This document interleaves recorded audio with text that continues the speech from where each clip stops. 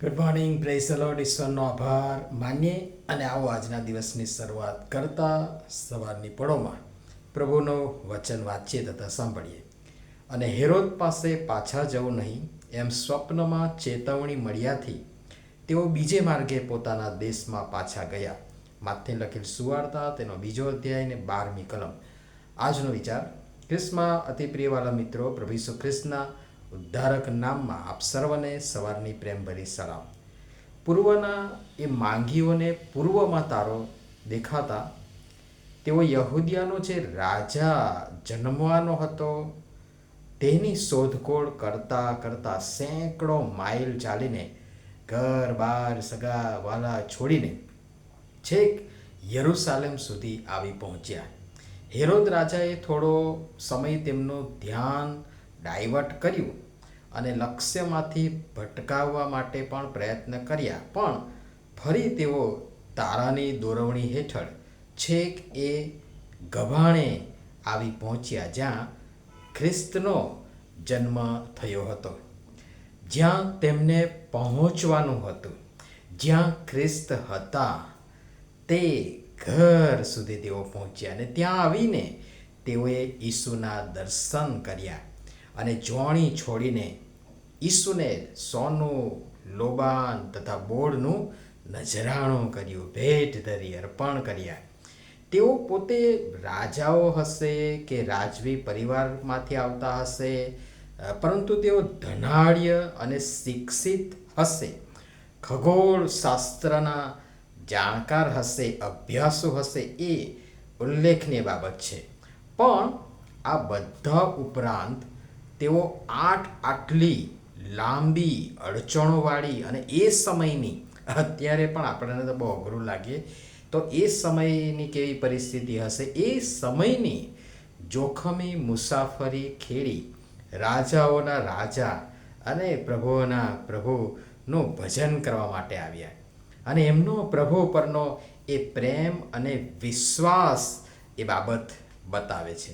હા, કદાચ તેઓ દુનિયાવી રાજાની શોધમાં એ સમજણ સાથે નીકળ્યા હોય, આવ્યા હોય, અને પ્રશ્ન પણ હતો ને એમનો કે રાજા, યહૂદીઓનો જે રાજા જન્મ્યો છે એ ક્યાં છે. પણ હવે તેઓ રાજાઓના રાજા અને પ્રભુઓના પ્રભુના દર્શન પ્રાપ્ત કરી ધન્યતા અનુભવતા એ નજરાણું ધરી અને પછી સ્વપ્નમાં ઈશ્વર તરફથી ચેતવણી મળીએ હેરોદ રાજાની પાસે પાછા ન જતા બીજે માર્ગે પોતાના દેશ તરફ તેઓ પાછા ગયા. 6 જાન્યુઆરી એ કદાચ તેઓ પ્રભુની પાસે પહોંચ્યા હોય, આવ્યા હોય અને નજરાણું કર્યું હોય એવું માનવામાં આવે છે. અને પૂર્વની મંડળીઓ એ દિવસને યાદ કરતા એપિફની ઉજવણી પણ એ દિવસે એટલે કે 6 જાન્યુઆરીએ કરે છે. અને ઘણી જગ્યાએ એ દિવસોમાં અથવા તો 6 જાન્યુઆરીએ પણ નાતાલ ઉજવવામાં આવે છે. અને મોટાભાગે 6 જાન્યુઆરી બાદ ડેકોરેશન પણ હટાવવામાં આવે છે. પણ આ બધાની વચ્ચે આપણે એ માંગીઓની જેમ ઉદ્ધારક, તારનાર, રાજાઓના રાજા અને પ્રભુઓના પ્રભુને શોધનારા બનીએ અને એમને શોધનારાને દોરી લઈ જનારા કમસે કમ બનીએ. શોધી તેમને સર્વનું અર્પણ, સ્વાર્પણ, નજરાણું કરી તેમની પાસે અન્યોને પણ દોરી લાવનારા બનીએ.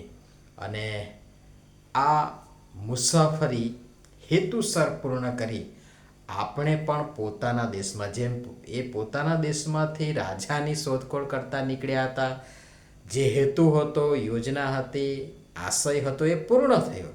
સંપૂર્ણ પરિતૃપ્ત થયા અને પછી પાછા હરખાતા પોતાના દેશ તરફ ચેતવણી મળ્યાથી બીજે રસ્તે પણ પોતાના દેશ તરફ વળ્યા. એમ આ આપણી મુસાફરી એ હેતુસર આપણને મોકલ્યા છે, નિમ્યા છે, પસંદ કર્યા છે, અલગ કર્યા છે, એ પૂર્ણ કરી આપણે પણ પોતાના દેશ जाएंगे हम अपने देश, रहते हैं हम परदेश, સિયોન દેશ. અને એ સિયોન દેશમાં, સ્વર્ગીય દેશમાં જે વતન વારસો આપણા માટે પ્રભુએ રાખી મૂક્યો છે, ત્યાં આનંદ અને ઉત્સાહ સાથે પાછા ફરીએ. પ્રભુ આ બધી બાબતો સમજવા માટે અને એમ કરવા માટે આપણ સર્વની સહાય તથા મદદ કરો. પ્રાર્થના કરીએ. પ્રેમાળ પિતા, તમે જે પ્રભુ ઈસુ ખ્રિસ્તની ભેટ અમને આપી, તેની સામે અમે તમને શું આપીએ?